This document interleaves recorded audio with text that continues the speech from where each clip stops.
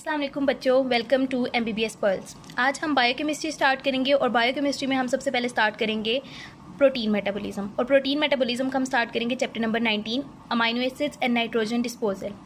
अब इसमें अगर हम सबसे पहले बात करें तो वो हमें बताता है कि जो फैट्स होते हैं, कार्बोहाइड्रेट्स होते हैं, वो हमारी बॉडी के अंदर स्टोर हुए होते हैं, लेकिन जो अमाइनो एसिड्स होते हैं वो हमारी बॉडी के अंदर क्या होते हैं कि स्टोर नहीं होते। हमारी बॉडी के अंदर क्या होता है कि कोई भी ऐसी प्रोटीन नहीं है जिसका यही इंपॉर्टेंट फंक्शन हो कि सिर्फ उसने हमारी बॉडी के अंदर अमाइनो एसिड्स प्रोवाइड करने हैं। तो हमारी बॉडी क्या करती है कि जो अमाइनो एसिड्स लेती है वो 3 तरह से लेती है। एक तो डाइट से लेती है, सेकेंड डीनोवो सिंथेसिस हो रही होती है, और थर्ड जो होती है वो क्या होती है कि प्रोटीन्स की डिग्रेडेशन से ले रही होती है। अब क्या होता है कि हमारी बॉडी के अंदर अगर कोई भी चीज़ एक्सेस में हो जाए तो वो चीज़ हमारी बॉडी के अंदर बहुत हार्मफुल होगी। तो हमारी biosynthetic machinery of the body जो होती है वो क्या करती है कि इन अमाइनो एसिड्स को डिग्रेड करती है और रैपिडली रिमूव करती है फ्रॉम द बॉडी से। सही है। अब अमाइनो एसिड्स के जो कैटाबॉलिज्म होते हैं उसके 2 फेजेस होते हैं। पहला जो फेज़ होता है वो ट्रांसअमाइनेशन होता है और दूसरा जो होता है वो ऑक्सीडेटिव डीअमाइनेशन होती है। उसके नतीजे में हमारे पास क्या बनती हैं, 2 चीज़ें बनती हैं। एक तो हमारे पास क्या बन रहा होता है, अमोनिया बन रहा होता है, और दूसरा हमारे पास क्या बन रहे होते हैं, अल्फा कीटो एसिड्स बन रहे होते हैं। अब जब हमारे पास 2 चीज़ें बन गई हैं, अमोनिया बन गया, अल्फा कीटो एसिड्स बन गया, अब ये चीज़ें बन गई हैं। अब ये तो नहीं कि इन्होंने यूटिलाइज हो जाना है बॉडी के अंदर, इन्होंने भी तो रिमूव होना है। तो क्या करेगा कि अमोनिया जो होगा वो यूरिन में एक्सक्रीट कर जाएगा। किस तरह से? यूरिया साइकिल के ज़रिए से। और यही सबसे ज़्यादा इंपॉर्टेंट पाथवे है हमारी बॉडी के अंदर जिसके ज़रिए से नाइट्रोजन जो होती है वो बॉडी से रिमूव हो रही होती है। सेकेंड फेज़ में हमें पता है क्या बन रहे होते हैं, अल्फा कीटो एसिड्स बन रहे होते हैं। वो अल्फा कीटो एसिड जो हो जाते हैं वो हमें क्या होते हैं कि कन्वर्ट हो जाते हैं इंटरमीडिएट पाथवेज, जो एनर्जी प्रोड्यूसिंग पाथवेज होते हैं उनमें इंटरमीडिएट्स के तौर पे यूज़ हो जाते हैं। और ये अल्फा कीटो एसिड जो हो जाते हैं वो आगे से कार्बन डाइऑक्साइड में, वाटर में, ग्लूकोज में, फैटी एसिड्स में या फिर कीटोन बॉडीज़ वगैरह में जो होते हैं वो कन्वर्ट हो जाते हैं। और ये हम आगे स्टडी करेंगे कि ये किस तरह कन्वर्ट होते हैं, वो नेक्स्ट चैप्टर में आपको पता चल जाएगा।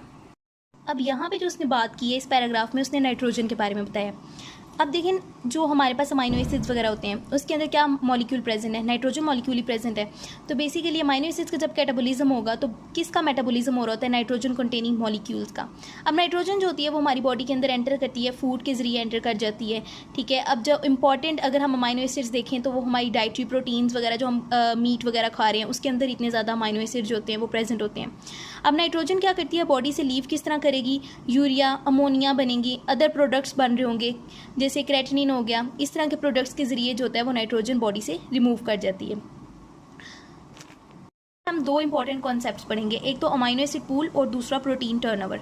अब वो यहाँ पे अगर देखें तो वो कहता है कि जो अमाइनो एसिड्स हैं फ्री फॉर्म में हमारी बॉडी के अंदर through out the body present है, जैसे सेल में प्रेजेंट है, ब्लड में प्रेजेंट है, एक्स्ट्रा सेलुलर फ्लूइड में प्रेजेंट होते हैं।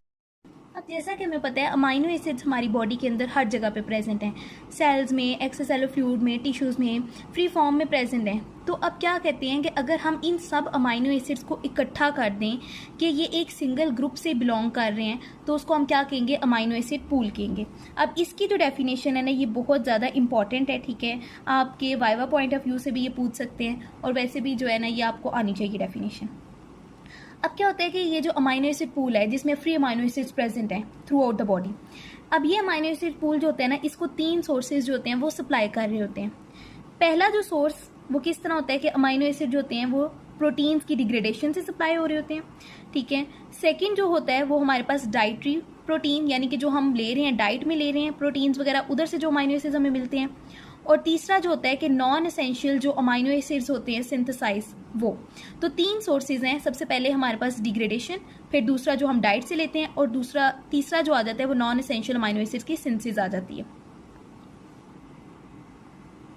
नेक्स्ट वो हमें कहते हैं कि अगर इस अमाइनो एसिड पूल में एडिशन हो रहा है 3 तरह से तो डेफिनेटली अब इस पूल ने डिप्लीट भी तो करना है। तो वो किस तरह हो जाता है कि यहाँ जो अमाइनो एसिड्स पड़े हुए हैं वो नेक्स्ट बॉडी प्रोटीन सिंथेसाइज कर देंगे, या उन्हें अमाइनो एसिड की कंजप्शन हो जाएगी, या वो नाइट्रोजन कंटेनिंग स्मॉल मॉलिक्यूल्स बना देंगे। थर्ड पे ये हो सकता है कि यही अमाइनो एसिड जो होते हैं ये ग्लूकोज बना देंगे, ग्लाइकोजन बना देंगे, फैटी एसिड्स की टोन बॉडीज बना देंगे, या ऑक्सीडाइज्ड हो जाएंगे कार्बन डाइऑक्साइड और वाटर मॉलिक्यूल्स में। नेक्स्ट अगर हम जब आपको कार्बोहाइड्रेट मेटाबॉलिज्म पढ़ाएंगे और फैटी एसिड मेटाबॉलिज्म पढ़ाएंगे तो उसमें बताएंगे कि बहुत ज़्यादा अमाइनो एसिड्स ऐसे होते हैं जो कि प्रिकर्सर्स के तौर पे यूज़ हो रहे होते हैं ग्लूकोज वगैरह की सिंथेसिस में और फैटी एसिड सिंथेसिस में। क्या अब आपको अमाइनो एसिड पूल का सारा पता चल गया कि अमाइनो एसिड पूल क्या है और उसमें अमाइनो एसिड का एडिशन कहाँ से हो रहा है और डिग्रेडेशन कहाँ से हो रही है। फिर यहाँ पे ये बात की हुई है उसने कि जो हम हेल्दी वेलफेड इंडिविजुअल्स होते हैं ना, उसमें input of the amino acids balance होता है आउटपुट के साथ, यानी जितना हम अमाइनो एसिड ले रहे हैं उतना ही आउटपुट हम दे रहे होते हैं। यानी आउटपुट किस फॉर्म में, या तो वो फर्दर प्रोटीन्स बना देंगे, या वो ग्लूकोज में कन्वर्ट हो जाएंगे, या ग्लाइकोजन में कन्वर्ट हो जाएंगे। और इनपुट किस फॉर्म में हम ले रहे हैं कि डाइट से ले रहे हैं, तो input is equal to the output, यानी अमाइनो एसिड की जितनी इनपुट है उतनी ही आउटपुट है। अगर इनपुट आउटपुट के इक्वल नहीं होगी तो डेफिनेटली कोई ना कोई प्रॉब्लम्स अकर होना शुरू हो जाएंगे बॉडी के अंदर। यानी इससे ये पता चलता है कि अगर इनपुट आउटपुट के इक्वल है तो जो अमाइनो एसिड पूल में अमाइनो एसिड की अमाउंट है ना, वो कांस्टेंट है।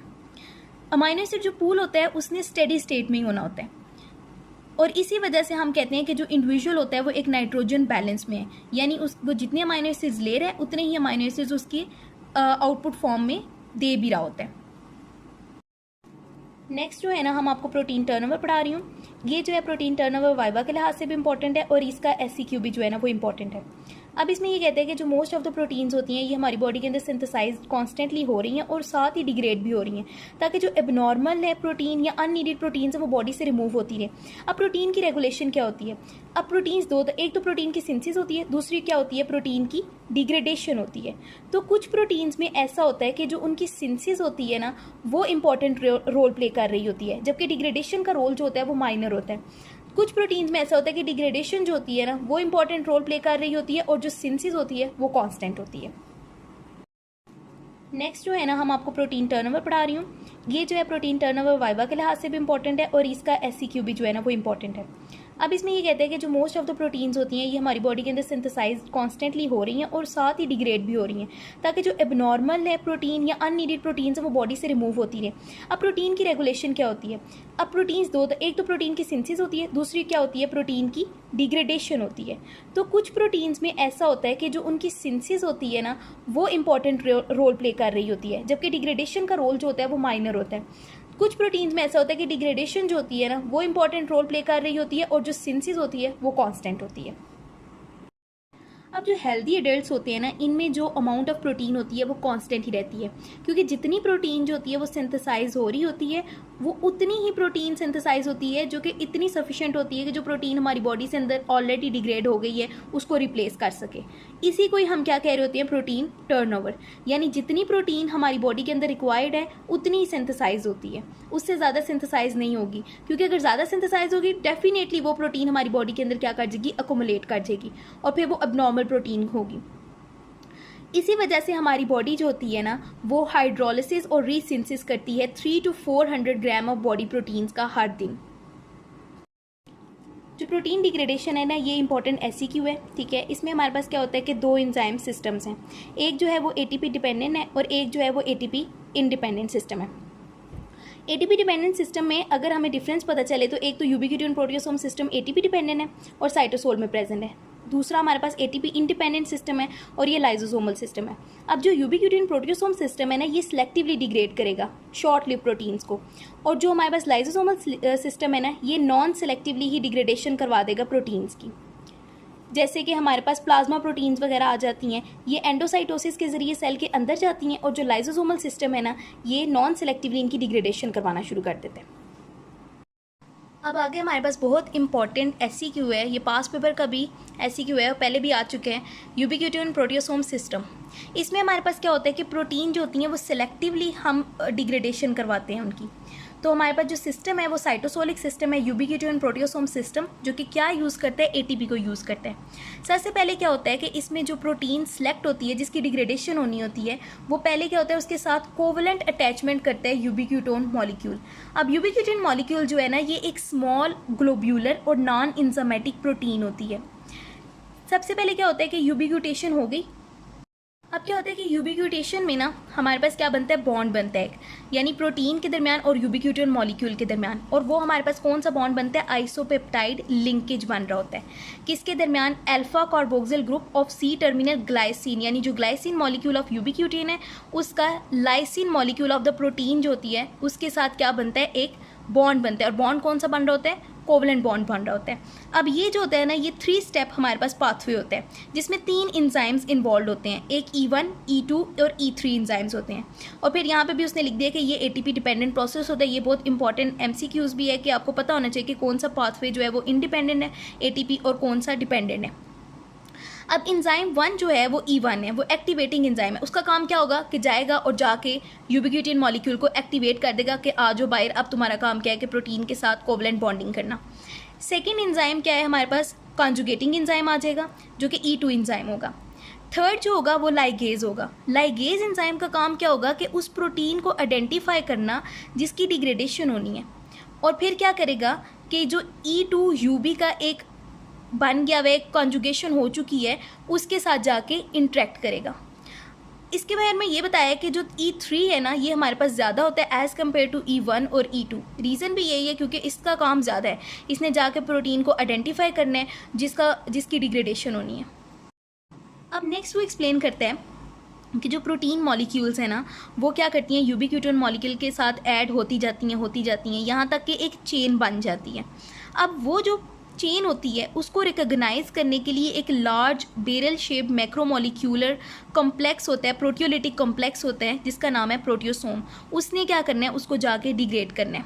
प्रोटियोसोम क्या करेगा, अनफोल्ड्स करेगा, डीयूबिक्यूनेट्स करेगा, और वो जो टारगेट प्रोटीन है उसको क्या करेगा कि अगर वो टारगेट प्रोटीन इतनी लंबी है तो वो उसको क्या करेगा, फ्रेगमेंट्स में कट करना शुरू कर देगा। ठीक, और वो जो फर्दर हमारे पास प्रोटीन कट हो जाएगी उसको क्या करेगा कि साइटोसोल में बहुत से प्रोटीएजेस पड़े हुए हैं, वो उसको अमाइनो एसिड्स में कन्वर्ट करवा देंगे, और वो अमाइनो एसिड्स किधर चले जाएंगे, अमाइनो एसिड्स पूल के अंदर चले जाएंगे, और यूबिक्यूटिन मॉलिक्यूल दोबारा से रिसाइकल हो जाएगा, दोबारा से अदर प्रोटीन्स के साथ अटैच करेगा, और ये प्रोसेस जो होगा वो कंटिन्यू होता जाएगा। यहाँ पे सबसे इंपॉर्टेंट चीज़ उसने भी कहा है कि नोट करने वाली क्या है कि ये ATP हाइड्रोलिसिस प्रोसेस है, यानी ATP इस प्रोसेस के लिए क्या होगी, रिक्वायर होगी। अगर हम इसको सारे को शॉर्ट फॉर्म में मैं आपको बताऊं, इसमें क्या है कि प्रोटीन डिग्रेडेशन होनी है, वो प्रोटीन डिग्रेडेशन होनी है, उससे बनने हैं अमाइनो एसिड्स। उन अमाइनो एसिड्स ने ऐड होना है किसके अंदर, अमाइनो एसिड पूल के अंदर। सबसे पहले प्रोटीन डिग्रेडेशन होनी है, हम ATP डिपेंडेंट प्रोसेस पढ़ रहे हैं। यूबिक्यूटिन मॉलिक्यूल आएगा, वो प्रोटीन मॉलिक्यूल्स के साथ क्या करेगा, कोवलेंट बॉन्डिंग करेगा। कोवलेंट बॉन्डिंग करेगा तो एक चेन बन जाएगी, पॉली यूबिक्यूटिन चेन बन जाएगी। ठीक है, वो हमारे पास जिसमें 4 प्रोटीन्स के मॉलिक्यूल जो होंगे वो ऐड हुए होंगे, और ये प्रोसेस होता है 3 इंजाइम्स की प्रेजेंस में, E1, E2 और E3 इंजाइम्स की प्रेजेंस में। E1 एक्टिवेटिंग इंजाइम होता है जो कि यूबिक्यूटिन मॉलिक्यूल को एक्टिवेट करता है, E2 जो होता है वो कॉन्जुगेटिंग इंजाइम, और E3 लाइगेज जिसका काम क्या होता है कि उस प्रोटीन को आइडेंटिफाई करना जिसकी डिग्रेडेशन होनी है। यहाँ तक फिर हमारे पास जब वो पॉली यूबिक्यूटिन चेन है उसको प्रोटियोसोम जो होगा वो क्या करेगा, डिग्रेड करवाएगा, कट्स कर देगा, फ्रेगमेंट्स बना देगा उसके, और उन फ्रेगमेंट्स के ऊपर फर्दर प्रोटीएजेज होंगे जो कि साइटोसोल में प्रेजेंट होंगे, वो एक्ट करेंगे, उसको अमाइनो एसिड्स में कन्वर्ट करवा देंगे, वो अमाइनो एसिड हमारे पास अमाइनो एसिड पूल में चले जाएंगे। यहाँ पे उसने एक्सप्लेन किया है कि जो डिग्रेडेशन सिग्नल्स हैं, अब प्रोटीन्स जो होती हैं उनकी हाफ लाइफ भी डिफरेंट होती है, तो उनके लिए डिग्रेडेशन सिग्नल्स भी क्या होती है कि उनका जो डिग्रेडेशन टाइम होता है वो भी डिफरेंट होता है। हर प्रोटीन का जो स्ट्रक्चरल एस्पेक्ट होता है वो डिफरेंट होता है, तो डेफिनेटली उसका जो डिग्रेडेशन टाइम होता है वो भी डिफरेंट होता है, और यही सर्व कर रहा होता है एज अ डिग्रेडेशन सिग्नल के तौर पे। अब क्या होती है कि हाफ लाइफ जो होती है ना प्रोटीन की, ये एन रूल आपने ज़रूर याद रखना है कि इसको half life of a protein जो हो जाती है, it is influenced by the N terminal residue. कुछ हमारे पास प्रोटीन ऐसी होती हैं जिनका जो एन टर्मिनल अमाइनो एसिड्स होते हैं ना वो डीस्टेबलाइज होता है, जैसे आर्जिनिन हो गया या एसिटाइलेटेड एलानिन हो गया।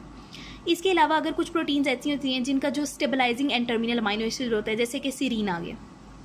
अब यहाँ पे किसने बात की है, ये इंपॉर्टेंट MCQ के लिहाज से भी पूछ भी सकते हैं वाइवा में कि ये पेस्ट सीक्वेंस क्या है।